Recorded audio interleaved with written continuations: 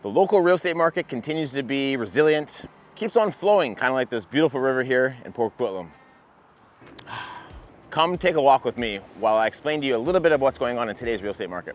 Essentially, we're in a housing crisis. Sales are up this month compared to last year this time, 28%. You can't read too much into that though, because this time last year, the banks of Canada put a pause on the real estate market by raising interest rates an unprecedented 1%. But when we wrap that up with inventory, right now, inventory is sitting at a 20-year low. What does that do for prices? With such low product availability for buyers that are trying to find a good home in the entry level are still finding it quite competitive. Now, what's a good home and what's entry level? Well, there's three types of homes. There's condos, townhouses, and detached homes, essentially. And there's also low end, tear downs, stuff like that, medium and high end, right? And then there's good homes, homes that you don't need to fix up, turnkey we call them. So there's very few product availability when you start talking about a good home at entry levels. And unfortunately, most of us are trying to enter the next level. And that's why I'm here in Port Coquitlam today. The entry level for condos and townhouses to get into condo in Port Coquitlam is about $400,000 to $500,000. And last month, there were 5 active listings came on the market and 7 sales, sitting at 140+% sales ratio. That's because 2 or so rolled over from the month before. Now, if you're looking at the next price band up, homes priced $500,000 up to $600,000, there was 8 new listings and 5 sales, still sitting around 63% sales ratio. The average condo townhouse in Port Coquitlam last month sold 7 days.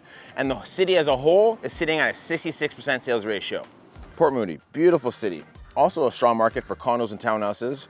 Right now, homes priced $1 million up to $1.75 million. Seeing 14 new listings come onto the market last month and 17 sales. Again, some rolled over from the month before, sitting well above 100% sales ratio. That'll be a tough market to crack into for buyers.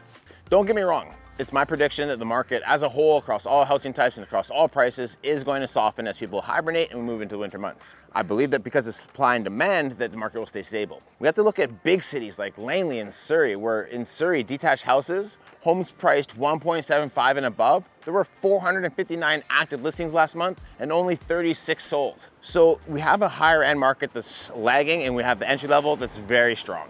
Let me ask you something.